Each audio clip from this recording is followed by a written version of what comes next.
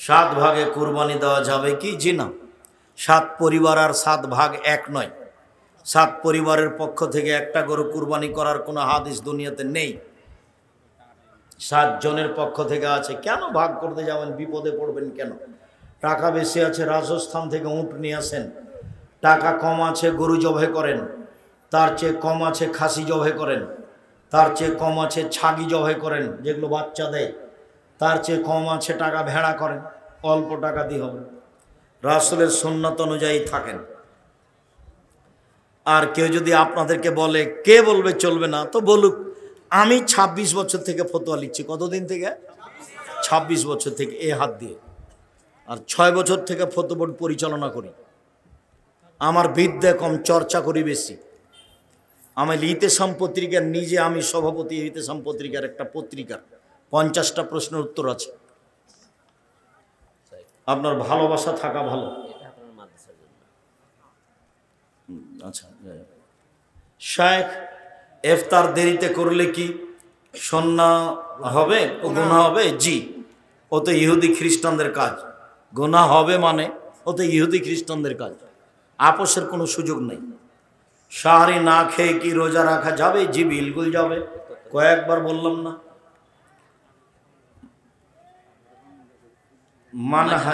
মাযহাব গোপনকারী বক্তার বক্তব্য শোনা যাবে কি? যারা কোরআন এবং সহিহ হাদিসের কথা বলবে তাদের কথা মানবেন। আর যারা মিথ্যা তাফসীর, মিথ্যা বক্তব্য দেয়, কিসসা কাহিনী বলে, চুক্তি করে টাকা নেয়, এদেরকে সমাজ থেকে বয়কট করতে হবে যে কোনো মূল্যে, আজ হোক কাল হোক, জরুরি ভিত্তিতে। ওই কারণে লেখা আছে তাফসীর কি মিথ্যা হতে পারে, মানে ওই বইয়ে যা তাফসীর আছে সবই মিথ্যা। ওই কারণে লেখা আছে বক্তা শ্রোতার পরিচয়। অসুস্থতার কারণে রোজা রাখতে না পারলে করণীয় কি? 100 কেজি চাউল প্রত্যেক দিন, 100 কেজি, 1 কেজি 250। রোজা অবস্থায় স্ত্রী সহবাস হলে 60 জন মিসকিনকে 100 কেজি করে চাউল দিতে হবে। রমজানে কোনো সময় দোয়া করলে দোয়া কবুল হয়। পুরো সময় 24 ঘন্টা, কোনো সময় খাস নয়। ইফতারের সময় সবাই মিলে হাত তুলে দোয়া করা হবে না। সব সময় যার যখন মন চায়, 24 ঘন্টায় একই। 24 ঘন্টা আকাশের দরজা খোলা আছে। নেকি 2 হাত দিয়ে খালি লুটে নিতে হবে।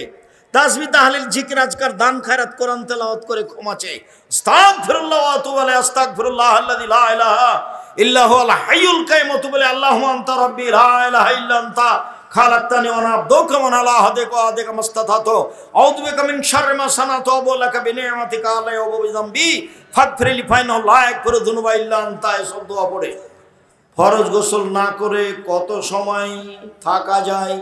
সারা রাত থাকা যায়।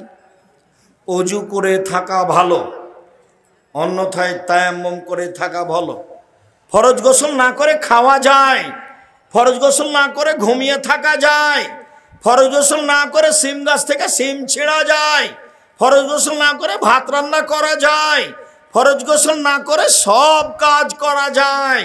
যায় না বললে শিরক হবে। ফরজ গোসল না করে কি করা যায় না আব্দুর রাজ্জাক সাহেব? সালাত আদায় করা যায় না, কোরআন তেলাওয়াত করা যায় না। শায়েখ, আমার প্রশ্ন, তারাবির নামাজ কয় রাকাত? 8 রাকাত। 20 রাকাতের হাদিস জাল। সারা দুনিয়া পড়ছে, যে সারা পৃথিবীর মানুষ পড়ুক, হাদিস জাল, এর সাথে কোনো আপোষ নেই। ওমর রাদিয়াল্লাহু তাআলা আনহু 20 রাকাতের হাদিস করেননি, 11 রাকাতেরই হাদিস করেছেন, হাদিস সহিহ। রমজানে কোন কোন আমল বেশি বেশি করব? তাসবিহ, জিকির, আজকার, ইস্তিগফার, দান, কোরআন তেলাওয়াত। শায়েখ, অজু ছাড়া কি কোরআন পড়া যাবে? জি, অজু ছাড়া কোরআন পড়া যাবে। ওস্তাদজি, আপনার শিক্ষাগত যোগ্যতা জানতে চাই। যোগ্যতা নেই। কি আছে? কিছু নেই। পড়াশোনা কমই মাদ্রাসায়, কোনোদিন স্কুলে পড়িনি তো। গমস্তা একদিন আমাদেরকে কয়েকদিন বাংলা পড়িয়েছিলেন ছেঁচেলামেটা করে, আর মাস্টার আব্দুল রাজ্জাক সাহেব অঙ্ক করিয়েছিলেন পিটিয়ে পাটিয়ে। অঙ্ক বুঝি না, সেটা কি করেছি তা মনে নেই। পড়াশোনা নাই কিছুতে। এমনি দাওরা করেছি 2 বার, মালদা ইন্ডিয়া থেকে আর বানারস উত্তরপ্রদেশ থেকে। কামেল পরীক্ষা দেওয়া আছে 2 বার, হাদিস তাফসির নিয়ে ফার্স্ট ক্লাস আছে। ওগুলো আমি কোনোদিন বলিনি, বলার প্রয়োজন নেই। ঈদুল আজহার দিনের করণীয় কি কি? ঈদুল আজহা ও ঈদুল আজহার দিনে, ঈদুল আজহার 1 তারিখ থেকে 9 তারিখ পর্যন্ত ঈদুল আজহাতে রোজা থাকতে হবে সেম। ঈদুল আজহার 1 তারিখ থেকে 9 পর্যন্ত কি করতে হবে? সিয়াম থাকতে হবে। 2, 1 তারিখ থেকে 13 তারিখ পর্যন্ত আল্লাহু আকবার আল্লাহু আকবার লা ইলাহা ইল্লাল্লাহ আল্লাহু আকবার আল্লাহু আকবার ওয়ালিল্লাহিল হামদ চলবে। কত থেকে কত? 1 থেকে 13। আর কি? দান। কেন? রমজান মাসের শেষ দশকের চেয়ে ঈদুল আজহার প্রথম দশক দামি। রমজান মাসের শেষ দশকের চেয়ে ঈদুল আজহার প্রথম দশক দামি। কেন? কুরবানি আছে এই জন্য। কেন? আরাফার মাঠ আছে এই জন্য। কেন? হজ আছে এই জন্য। বুঝা গেল না? তো কি করব? 1 সিয়াম, 2 দান, 3 তাসবিহ তাহলিল। ডক্টর জাকির নায়েকের সাথে আপনার প্রথমে সাক্ষাৎ কেমন ছিল? বিস্তারিত বলবেন। একসাথে থাকা খাওয়া অনেক দিন, এখন যোগাযোগ নেই। মা জীবিত থাকা অবস্থায় ছেলে মারা গেলে মা যে জমির অংশ পেল তা তার ওই মৃত্যু ছেলে মেয়েকে হেবা দলিল করে দিতে পারবে? জি না, ওই ওরা আরো ছেলে মেয়ে আছে তো, এগুলো দিতে পারবেন না। ওই 3 ভাগের 1 ভাগ দিতে পারবে। এটা অতিরিক্ত। সব দিলে এটা কাবিরা গুনাহ, হক নষ্ট হবে। যেই ছেলে মারা গেছে তার ছেলে মেয়েকে 3 ভাগের 1 ভাগ দিতে পারেন, সব দেওয়া যাবে না। আরো ছেলে মেয়ে আছে তাদের দিতে হবে, ওটা হারাম। লাইলাতুল কদরের রাতের আমল কি? 1 মিনিট। লাইলাতুল কদর মানে শেষ দশক, মানে 5 দিন 5 রাত। শুধু এশার সালাত জামাতে পড়বেন, বাড়ি যাবেন, শুয়ে যাবেন, খাবেন কম, আগে থেকে প্রস্তুতি কি? কম খাওয়া, বাস এটা হলো প্রস্তুতি। প্রস্তুতি কি? হাট বাজার কম। 11টা 10:30টায় উঠে যাবেন, একটু শুয়ে যান এশার সালাতের পরে, একটু শুয়ে যান, 10:30টা 11টাতে উঠে দাঁড়ান, 8 রাকাত সালাতে ভোর করতে হবে। চাঁপাই নবাবগঞ্জে দেবীনগরে ওরা কোরআন তেলাওয়াত করে রাত জাগে, জায়েজ নয়। ঢাকাতে ওরা বক্তব্য দিয়ে রাত জাগে, ওটাও বেদাত। তো কিভাবে রাত জাগতে হবে?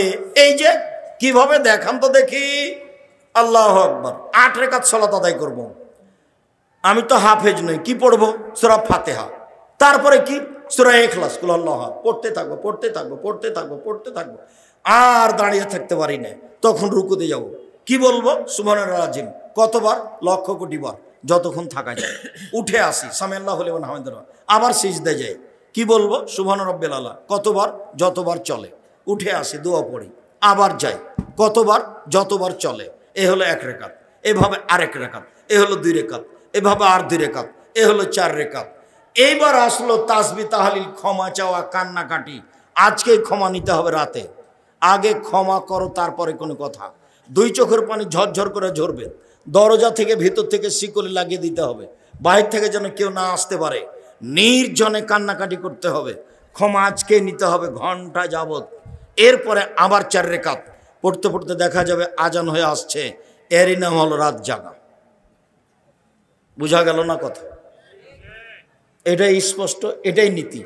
আয়েশা রাদিয়াল্লাহু তাআলা আনহা বলেন, আল্লাহর নবী প্রথমে 4 রাকাত পড়তেন। জিজ্ঞাসা করো না তোমরা, তা ছিল কত লম্বা, কত সুন্দর। প্রথমে 4 রাকাত, জিজ্ঞাসা করো না তোমরা, তা ছিল কত সুন্দর, কত লম্বা। জিজ্ঞাসা করো না তোমরা, তা ছিল কত সুন্দর, কত লম্বা। মানে যে যা লম্বা করতে পারে। পরের 4 রাকাত তাই। মসজিদের জমি মসজিদের নামে লিখে না দিলে মসজিদের নামাজ হবে কি? হবে। তবে লিখে নেন, চাপ দিয়ে যদি না দেয় তাহলে মসজিদ বাতিল করতে হবে, অন্য জায়গায় জমি ঠিক করে মসজিদ করতে হবে। ওই মসজিদের পশ্চিমে নতুন করে কবর দেওয়া হয়েছে। জি না, অক্ষ করা নাই তো এখন এই মসজিদই সরাতে হবে, আর নইলে অক্ষ করে দিলে মসজিদ আর এই কবরের দেওয়ালের মধ্যে আর একটা অতিরিক্ত প্রাচীর দিতে হবে, নইলে মসজিদে ভেঙে ফেলতে হবে, অন্য জায়গায় নিয়ে যেতে হবে। কবরের সাথে মসজিদের খুব শত্রুতা, কবরের সাথে মসজিদের কোনো সম্পর্ক নাই, কবর দূরে।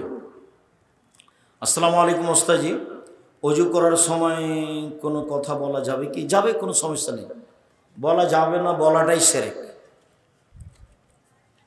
কোরআন মাজিদ ভালোভাবে পড়তে না পারলে বা শুদ্ধভাবে পড়তে না পারলে কোনো রকম করে যদি পড়তে পারে ডবল নেকি হবে। তো মহিলা বৈঠকে যে বলেছে পাপ হবে, ও বুঝতে পারেনি, সেই জন্য ওর বাপও কোরআন বোঝে না। সে ধর্মকে এমনভাবে সংকীর্ণতার দিকে নিয়ে যাচ্ছে বোকামি করে। আল্লাহ নবী বলছেন কোন রকম করে যদি ছেঁচড়া মেচড়া করে পড়তে পারে ডবল নেকি। আর যারা কোরআন মাজিদ বুঝে ওরা দামি ফেরেশতাদের সাথে থাকবে, দামি ফেরেশতাদের সাথে। ছেলের আকিকা দেওয়ার জন্য শ্বশুরের কাছ থেকে সাহায্য নেওয়া যাবে? সাহায্যের কথা বললে কেন? তোমার শ্বশুর নিজে থেকে দিবে, যে কেউ দেখ, বন্ধু বান্ধব আকিকা দিলেই হলো। 7 দিনের দিন করতে হবে, 6 দিনও হয় না, 9 দিনও হয় না, 8 দিনও হয় না, 7 দিনের দিনই হতে হবে। শ্বশুরের কাছে সহজে কোনো জিনিস নিতে যায় না, তবে তোমার শ্বশুর 7 করে আকিকা নিজে দিয়ে দেখ না, কোনো সমস্যা নেই। ওই বিবাহের সময়তে যৌতুক হারাম। আমার স্বামী আমাকে সহজে কোনো কিছু দেয় না, এমন অবস্থায় যদি আমি আমার স্বামীর রাখা ধান গম বা টাকা তাকে না জানিয়ে নিয়ে নিই, তাহলে কি আমার গুনাহ হবে? হবে না, তবে ক্ষতি করার মতো নিবেন না। হাদিস বুখারী মুসলিম। আল্লাহ নবী বলেছেন আবু সুফিয়ানের স্ত্রীকে যে তুমি তোমার জন্য এবং তোমার ছেলে মেয়ের খরচের জন্য তোমার স্বামীকে না বলে নিয়ে নিতে পারো, আপনি নিতে পারেন, সংসারের জন্য ওরকম বড় ক্ষতি না হয়। কোন পরিবারের সন্তান জন্মগ্রহণ করলে সন্তানের দাদা বা নানার পরিবার হতে আটা, চিনি, চাউল, গুড়, তেল ইত্যাদি নিয়ে আসে, এগুলো প্রথা হারাম। এই প্রথা